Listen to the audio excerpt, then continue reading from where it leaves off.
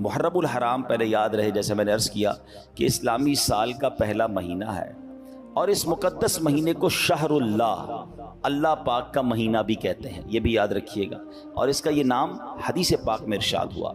چنانچہ ایک مرتبہ ایک شخص بارگاہ رسالت صلی اللہ علیہ وسلم میں حاضر ہوا، عرض کیا یا رسول اللہ صلی اللہ تعالی علیہ وسلم، رمضان کے علاوہ میں کس مہینے میں روزے رکھوں؟ فرمایا اگر رمضان کے فرض روزوں کے علاوہ نفل روزے رکھنا چاہتے ہو تو محرم الحرام میں رکھو کہ یہ اللہ پاک کا مہینہ ہے۔ حضرت ابو عثمان نہدی رحمۃ اللہ تعالی فرماتے ہیں صحابہ کرام 3 عشروں کی بڑی تعظیم کرتے تھے۔ عشرہ کہتے ہیں 10 کو، 10 دنوں کی جو عشرہ ہوتا ہے اس میں 3 عشروں کی صحابہ کرام بڑی تعظیم کرتے تھے۔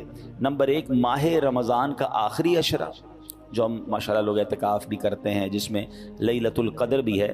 نمبر 2 ذوالحجہ کا، جو پہلی سے 10 ذوالحجہ، اور نمبر 3 محرم الحرام کا پہلا عشرہ، یعنی جو پہلے 10 دن ہیں محرم الحرام کے، اس کا صحابہ کرام بڑا ادب کیا کرتے، بڑی تعظیم کرتے۔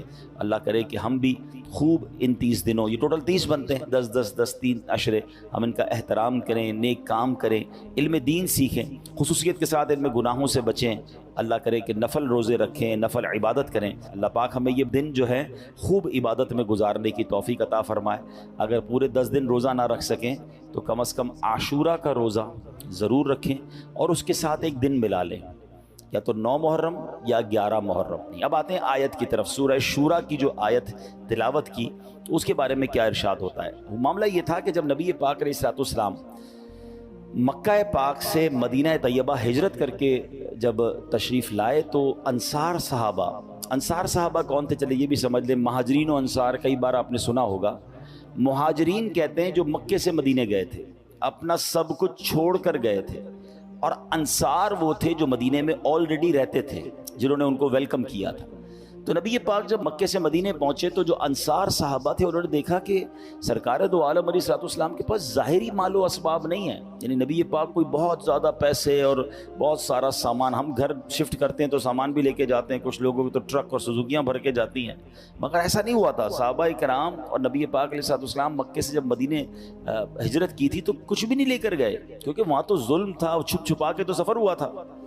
تو اب جب وہاں کے صحابہ نے دیکھا کہ نبی پاک کے پاس تو بظاہر کوئی اسباب ہی نہیں ہے، تو انہوں نے کیا کیا کہ کچھ لوگوں نے کچھ چیزیں جمع کی اور سرکار دو عالم علیہ الصلوۃ والسلام کی بارگاہ میں لے کر آئے کہ حضور آپ ہی کے صدقے ایمان ملا ہے، آپ ہی کے صدقے اللہ کی پہچان ملی ہے، آپ نے ہم پر اتنے احسان کیے ہیں، یہ چھوٹا سا تحفہ